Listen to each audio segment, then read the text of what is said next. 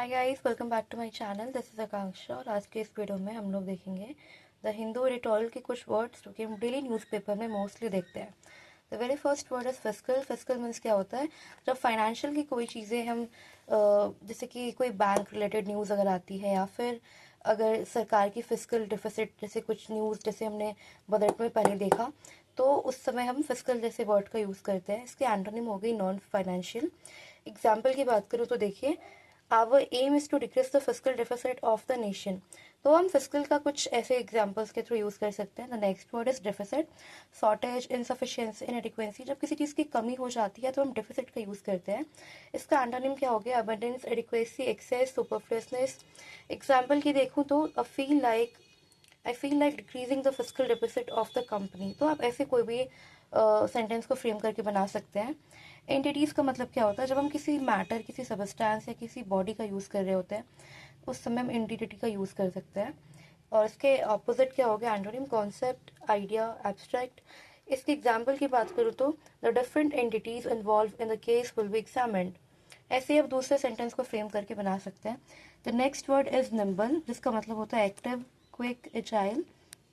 Antonym की बात करूँ तो उसका मतलब है इनएक्टिव, डल, लेथार्जिक। जो आप काफ़ी स्लगिश होते हैं या फिर बहुत लेथार्जिक जो फील करते हैं, तो आप ऐसे वर्ड्स का यूज़ कर सकते हैं। और अगर उसके अपोजिट की बात की जाए जैसे एक्टिव, क्विक, एजाइल, तो आप यहाँ पे उसके लिए एक एडवांस वर्ड है निम्बल। आप निम्बल की यूज़ कर सकते हैं। एग्जाम्पल की बात करूँ तो क्या है? यहाँ पे देखते हैं, his nimble mind calculated the answer before I could key the numbers into my computer. तो जब हम लोग क्विक या फिर बहुत ही एडवांस चीज़ों की बात करें तो वहाँ पे निम्बल का इस्तेमाल कर सकते हैं। डिस्क्रिशनरी की बात करें, डिस्क्रिशनरी मीन्स क्या होता है? जब हम किसी की फ्रीडम ऑफ चॉइस की बात करते हैं, जैसे वो इलेक्टिव हो सकती है, ऑप्शन हो सकती है, वॉलंटरी, मतलब उसके अकॉर्डिंग वो चीज़ चल रही है, कोई प्रेशर नहीं है, वो अपने मर्जी से करे, फ्रीडम ऑफ चॉइस है, तो वहाँ पे हम डिस्क्रिशनरी के यूज़ कर सकते हैं।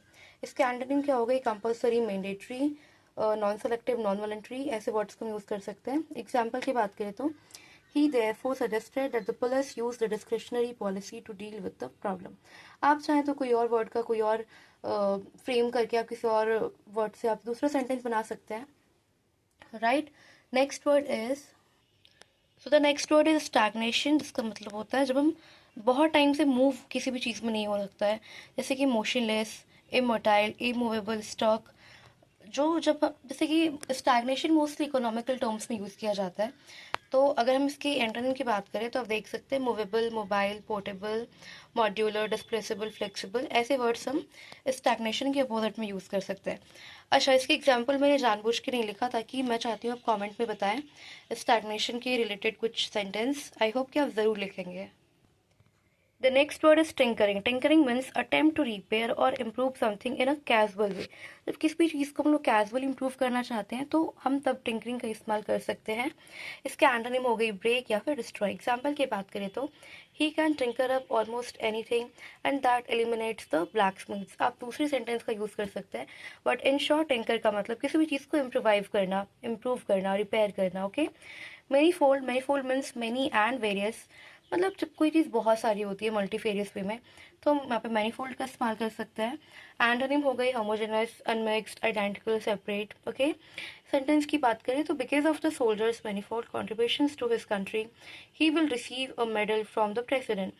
ओके, और ये सारे वर्ड्स मैंने वोकैबुलरी से ली हुई है, तो आप ज़रूर उनकी बुक्स को रेफर कर सकते हैं, निमिषा बंसल मैम की। Okay, next word is burgeoning. Burgeoning means begin to grow और इंक्रीज रैपिडली, फ्लोरस। अच्छा, ये दो बार मैंने लिख दिया है।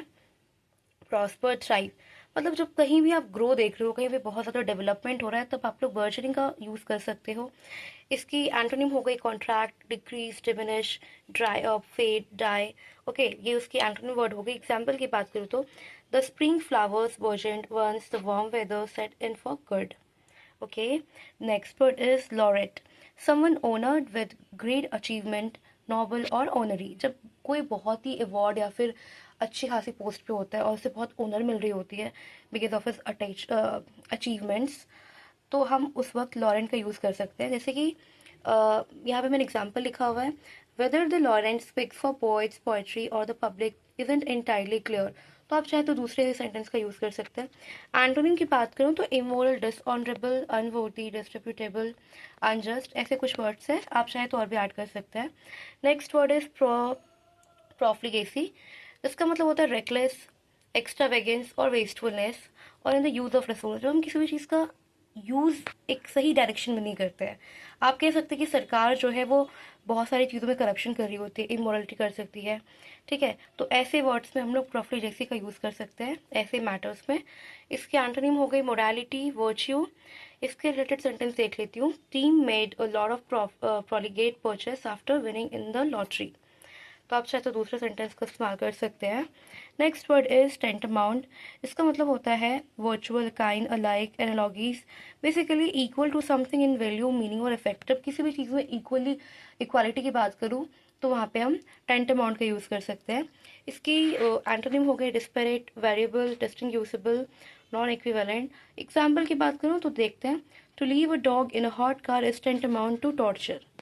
सो ऐसे वर्ड्स का यूज़ कर सकते हो और काफ़ी एडवांस वर्ड मैंने यूज़ किया है यहाँ पे टेंटमाउंट। कोई भी डाउट हो तो आप कमेंट कर सकते हैं। Next word is sluggishness, moving और proceeding at less than the normal speed और डिजायरेबल स्पीड। स्लगिशनेस जब हम काफ़ी लेजीनेस की तरह काम करते हैं, जैसे कि आप काफ़ी बार लेथार्जिक फील करते हो, तो आपके काम करने का स्पीड क्या हो जाता है, स्लगिश हो जाता है। इसके एंटोनिम की बात करूँ तो बैरलिंग, ब्रेथलेस, बोल्टिंग हो गया। और सिनोनिम की बात करूँ तो crawling, tripping, dallying, dawdling. Example की बात करूँ तो the sluggish pace of the project is वरिसम।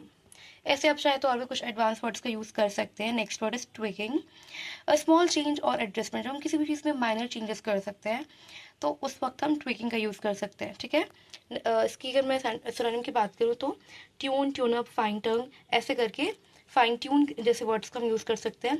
Antonym इसमें मुझे मिला नहीं बुक में और मैंने सर्च भी नहीं किया, क्योंकि ऐसे वर्ड्स बहुत कम देखे गए एडिटोरियल वर्ड्स में।